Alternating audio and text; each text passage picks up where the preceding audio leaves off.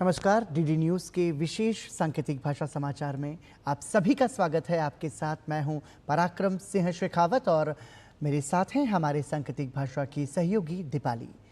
समाचार की शुरुआत सुर्खियों के साथ।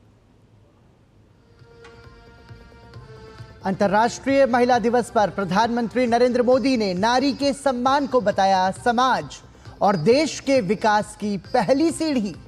कहा, करोड़ों माताओं और बहनों के आशीर्वाद की वजह से हूं दुनिया का सबसे अमीर आदमी।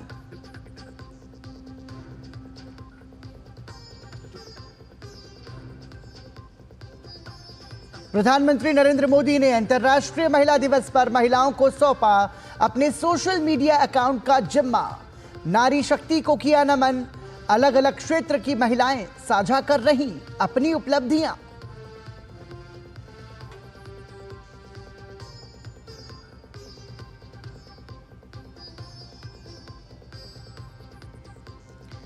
दिल्ली की रेखा गुप्ता सरकार ने महिला समृद्धि योजना को दी मंजूरी। 5,100 करोड़ रुपए के आवंटन पर लगाई मुहर।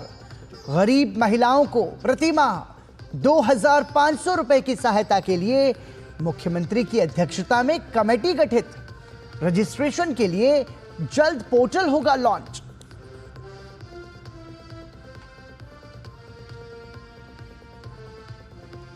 राष्ट्रपति द्रौपदी मुर्मू ने विकसित भारत में महिलाओं की भूमिका को बताया अहम। नारी शक्ति से विकसित भारत विषय पर आयोजित राष्ट्रीय सम्मेलन में महिलाओं को राजनीतिक, आर्थिक और सामाजिक रूप से सशक्त बनाने पर दिया जोर।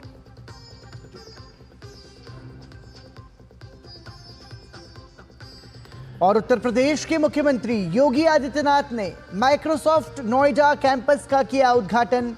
प्रदेश में निवेश के लिए दुनिया को किया आमंत्रित। कहा, इलेक्ट्रॉनिक विनिर्माण केंद्र के रूप में उभरा है राज्य।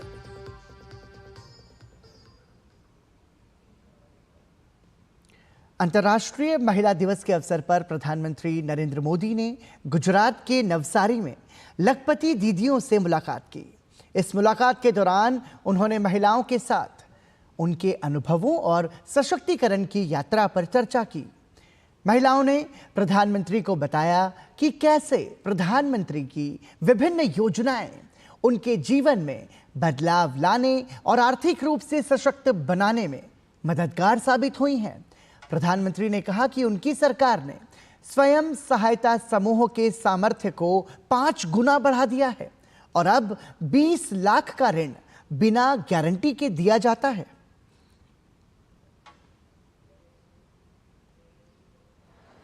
जब हमारी एक बहन लखपति दीदी बनती है तो पूरे परिवार का भाग्य बदल जाता है। महिलाएं अपने काम में गांव की दूसरी महिलाओं को भी जोड़ती है और मेरा तो विश्वास है जिस काम को माताएं बहनें हाथ लगाती है ना, उस काम का गर्व भी बढ़ जाता है।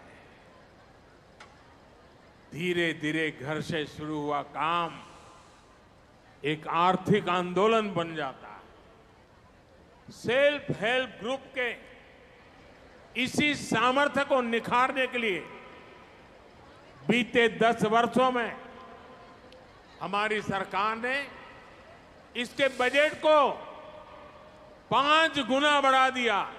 इन स्वयं सहायता समूहों को 20 लाख रुपए तक का बिना गारंटी का लोन दिया जा रहा है। प्रधानमंत्री ने नवसारी में ही लखपति दीदी सम्मेलन कार्यक्रम में हिस्सा लिया। इस दौरान 25,000 स्वयं सहायता समूह की 2.5 लाख महिलाओं को 450 करोड़ रुपए से ज्यादा की वित्तीय सहायता प्रदान की गई। प्रधानमंत्री ने कुछ सखी मंडल और स्टार्टअप को चेक प्रदान किए। वहीं लखपति दीदियों को सम्मानित किया। प्रधानमंत्री ने उन्हें उत्कृष्ट कार्य के लिए प्रमाण पत्र प्रदान किए। प्रधानमंत्री ने कहा कि बीता दशक महिलाओं के सशक्तिकरण और उनके नेतृत्व का रहा है। ऐसे में विकसित भारत के लक्ष्य को पूरा करने में भी महिलाओं की भूमिका महत्वपूर्ण होगी। गांधी जी कहते थे, देश की आत्मा ग्रामीण भारत में बसती है। गांधी जी के कि देशનો આત્મા ભારતના ગામડામાં છે। आज मैं उसमें एक पंक्ति और जोड़ता हूं। ग्रामीण भारत की आत्मा ग्रामीण नारी के सशक्तिकरण में बसती है। इसलिए हमारी सरकार ने महिलाओं के अधिकारों को और महिलाओं के लिए नए अवसरों को बड़ी प्राथमिकता दी है। आज भारत दुनिया की 5वीं सबसे बड़ी इकोनॉमी बन चुका है। ग्रामीण अर्थव्यवस्था को समृद्ध करने के लिए गुजरात सरकार की योजना जी सफल और जी मैत्री का प्रधानमंत्री ने शुभारंभ किया। जी सफल योजना अंत्योदय कार्ड धारकों को सशक्त बनाने के लिए शुरू की गई है।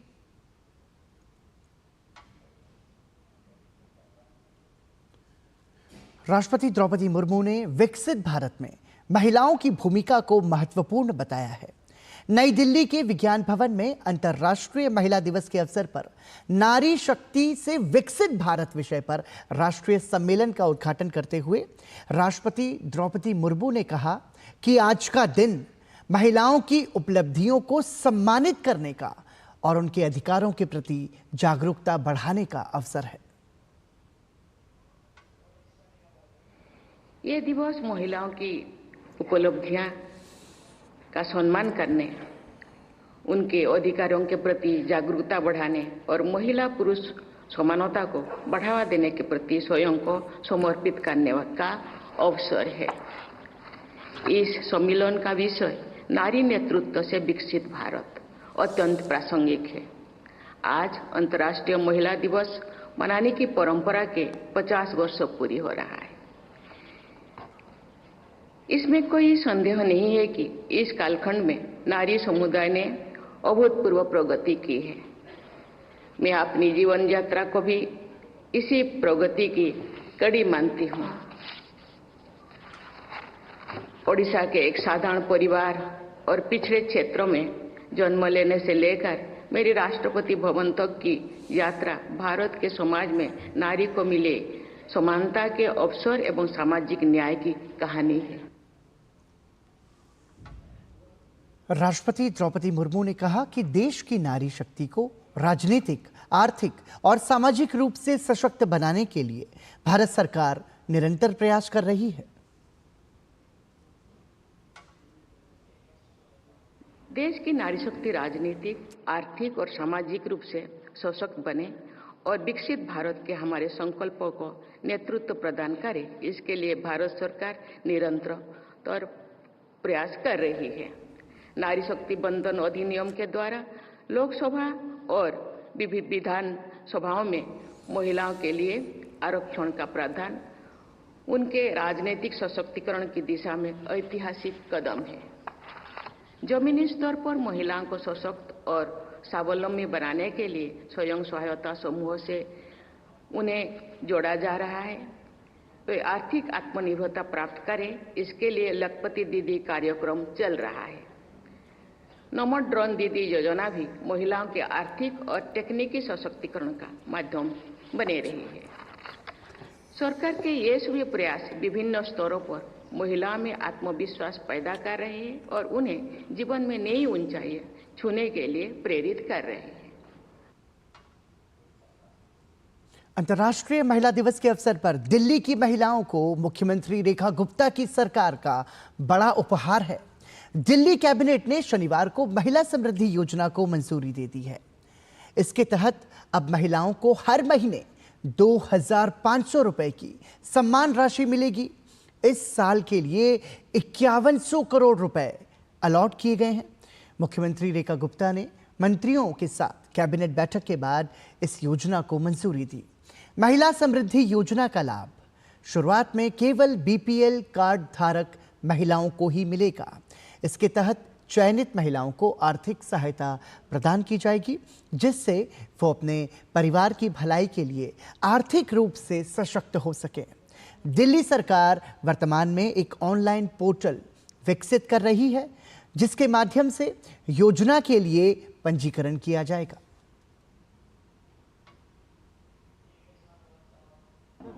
दिल्ली चुनाव के अपने संकल्प पत्र में दिल्ली की बहनों से जो वायदा हमने महिला समृद्धि योजना के तहत किया था कि दिल्ली की गरीब बहन को 2500 रुपये प्रति माह देने की बात, आज उसको हमने कैबिनेट में मोहर लगा दी है। दिल्ली सरकार के बजट में 5100 करोड़ रुपए के बजट के प्रावधान को किया गया है और इस कार्य के लिए हमने एक कमेटी का गठन किया है। तुरंत एक पोर्टल बना करके इसके रजिस्ट्रेशन शुरू हो और इसकी टर्म्स एंड कंडीशन इत्यादि पे गहन चर्चा करके उसको तुरंत काम को शुरू किया जाएगा। दिल्ली सरकार ने अंतर्राष्ट्रीय महिला दिवस के मौके पर अपना वादा पूरा करते हुए महिला समृद्धि योजना को मंजूरी दे दी। केंद्रीय मंत्री जेपी नड्डा ने दिल्ली की मुख्यमंत्री रेखा गुप्ता को बधाई देते हुए कहा कि इस योजना के लिए दिल्ली कैबिनेट ने इस वर्ष 5100 करोड़ रुपए आवंटित किए हैं। प्रधानमंत्री मोदी जी ने कहा था कि हम महिला समृद्धि योजना लाएंगे। आज मुझे खुशी है और मैं बधाई देता हूं रेखा जी को और नेतृत्व को और मोदी जी को, जिन्होंने आज आने से पहले कैबिनेट का फैसला किया और 5100 करोड़ रुपए इस साल के लिए आवंटित किया है, ताकि महिला समृद्धि योजना दिल्ली में लागू हो जाए। इसके लिए आपको बहुत बहुत बधाई।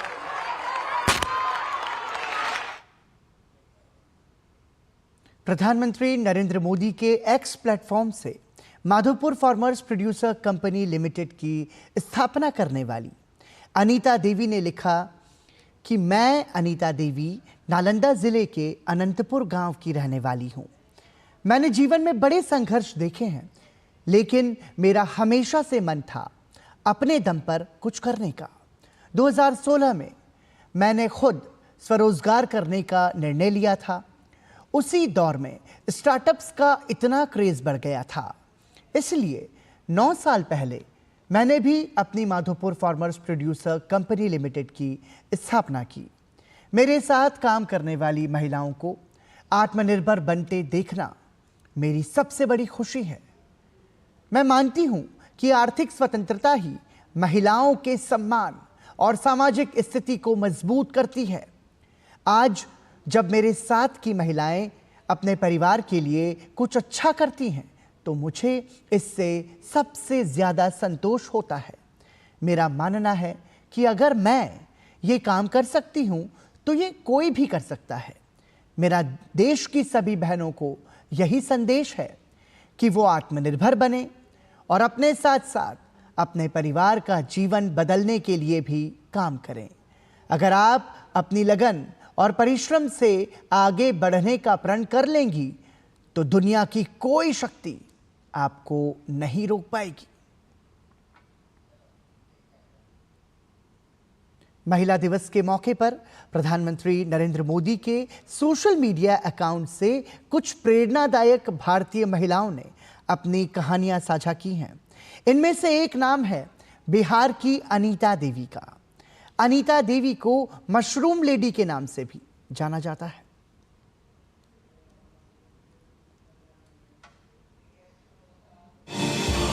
बिहार के नालंदा जिले के अनंतपुर गांव की निवासी अनीता देवी ने अंतर्राष्ट्रीय महिला दिवस के अवसर पर प्रधानमंत्री नरेंद्र मोदी के सोशल मीडिया अकाउंट पर अपनी स्टार्टअप यात्रा साझा की है।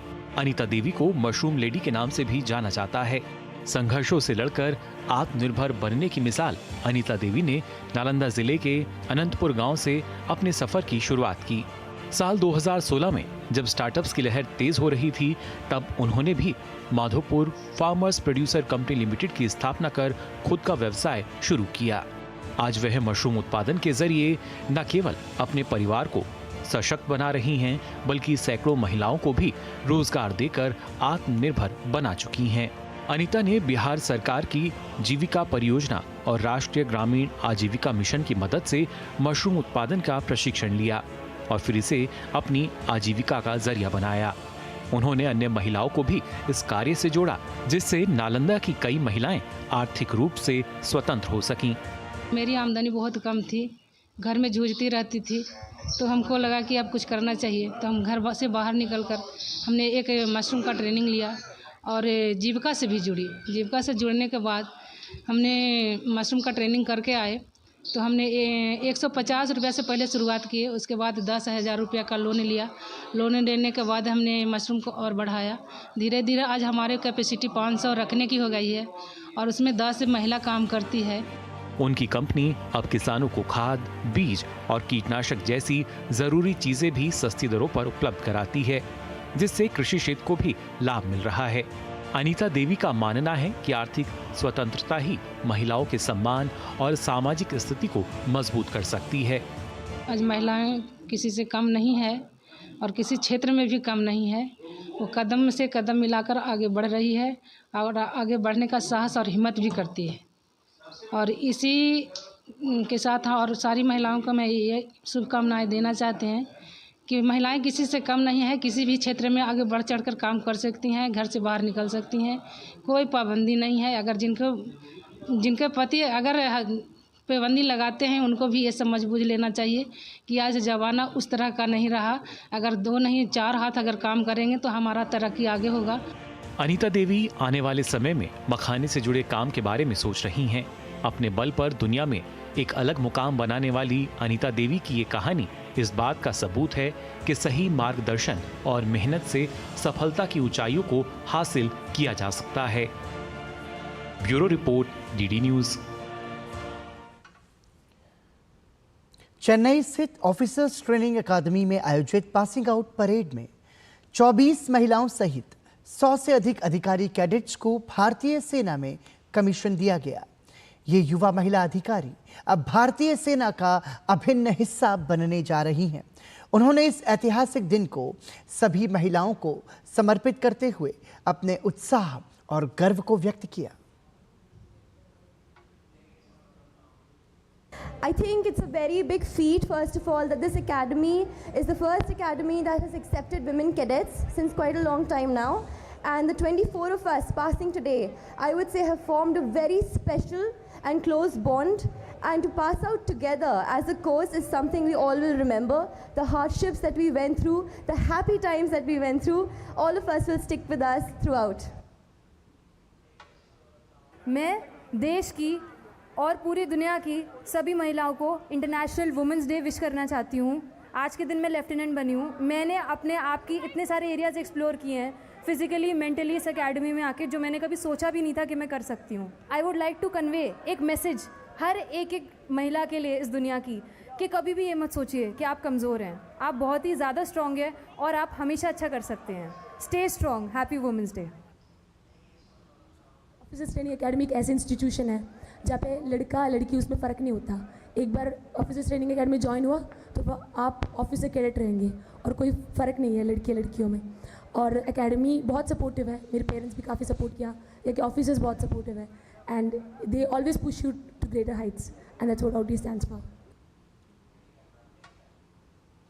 अंतर्राष्ट्रीय महिला दिवस के अवसर पर नई दिल्ली के कॉन्स्टिट्यूशनल क्लब में केंद्रीय मंत्री किरेन रिजिजू ने राष्ट्रीय उपभोक्ता विवाद निवारण आयोग की सदस्य और प्रख्यात लेखक डॉक्टर साधना शंकर की पुस्तक कॉन्टिनम का लोकार्पण किया।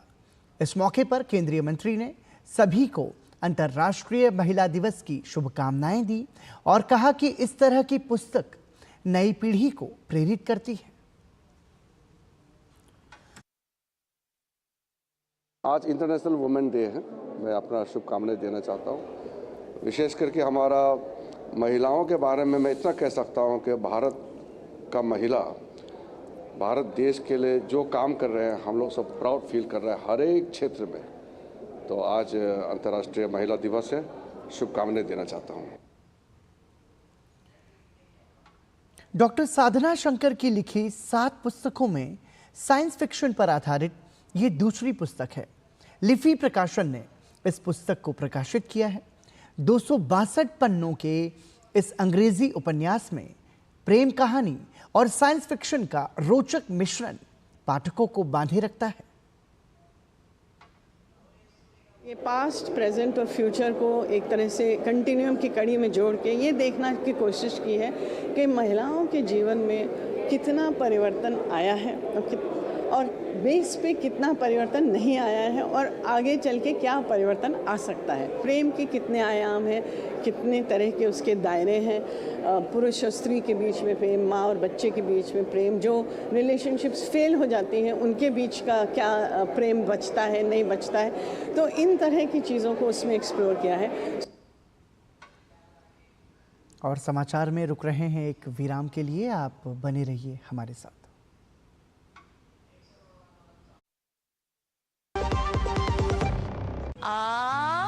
Good girl.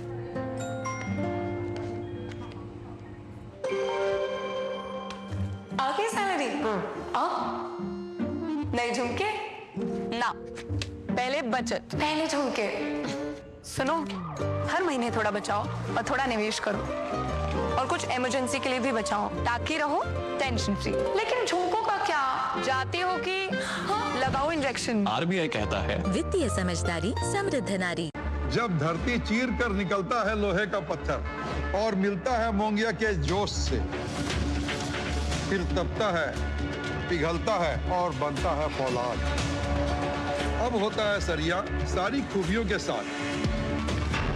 मोंगिया स्टील, मजबूत देश का मजबूत सरिया। जो लक्ष्य चुना था समझ आने लगा है। जीएलए यूनिवर्सिटी, उच्च लक्ष्य की निश्चित प्राप्ति। ब्रेक के बाद एक बार फिर आपका स्वागत। दिल्ली में स्वास्थ्य सेवाओं को लेकर 2 दिवसीय अंतर्राष्ट्रीय संगोष्ठी का आज शुभारंभ हो गया। इस अवसर पर केंद्रीय स्वास्थ्य मंत्री जेपी नड्डा ने कहा कि केंद्र सरकार देश में सुलभ स्वास्थ्य सेवाएं उपलब्ध करवाने के लिए प्रतिबद्ध है। संगोष्ठी में देश के स्वास्थ्य क्षेत्र के विशेषज्ञ तो भाग ले ही रहे हैं, साथ ही अन्य देशों से 18 प्रतिनिधि भी भाग ले रहे हैं। दिल्ली में शनिवार से तीसरा स्वास्थ्य प्रौद्योगिकी आकलन कार्यक्रम शुरू हो गया। 2 दिवसीय इस अंतर्राष्ट्रीय कार्यक्रम की मुख्य थीम किफायती स्वास्थ्य सेवाओं पर चर्चा है। कार्यक्रम में बोलते हुए केंद्रीय स्वास्थ्य मंत्री जेपी नड्डा ने कहा कि प्रधानमंत्री जी का लक्ष्य है कि किफायती स्वास्थ्य सेवाएं सभी तक पहुंचे, जिसके लिए हम सभी प्रयासरत हैं।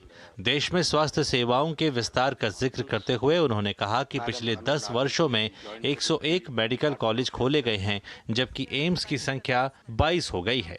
Primary health care is being cared by a network of more than 175,000 Ayushman Arogya Mandirs under the National Health Mission. These Ayushman Arogya Mandirs provide comprehensive health care in the form of 12 packages of services, including free screening of non-communicable diseases like diabetes, hypertension, and 3 types of screening like cancer of oral cancer, breast cancer, and cervix cancer. JP Nadda ने कहा कि इस बार स्वास्थ्य सेवाओं के budget को तकरीबन 100% बढ़ाया गया है, जो सरकार की प्रतिबद्धता को दर्शाता है। उन्होंने उम्मीद जाहिर करते हुए कहा कि कई तरह की योजनाएं भी शुरू की गई हैं, जो स्वास्थ्य सेवाओं के विस्तार में अहम भूमिका अदा करेंगी। With the launch of the flagship initiative, our country is taking significant leap toward in supporting our innovators.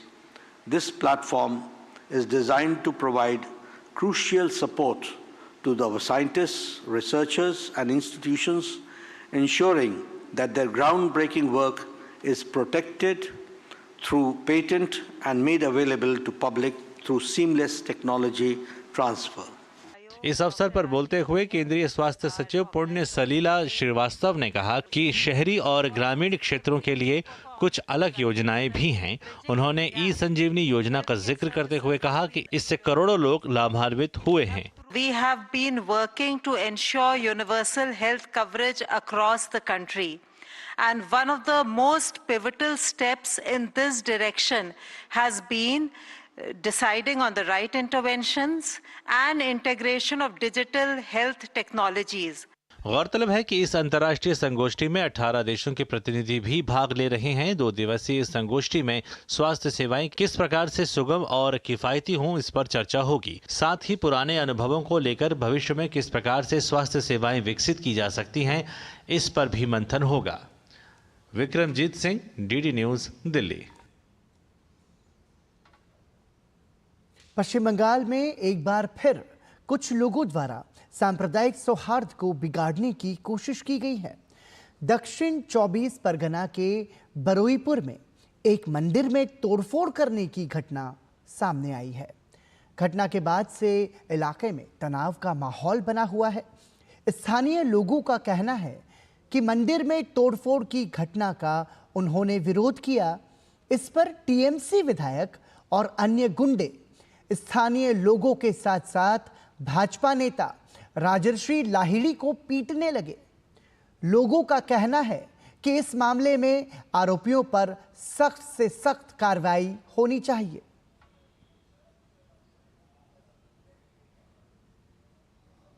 और इसी के साथ ही डीडी न्यूज़ के विशेष सांकेतिक भाषा समाचार में अभी के लिए इतना ही। मुझे और हमारी सांकेतिक भाषा की सहयोगी दीपाली को दीजिए अनुमति। नमस्कार।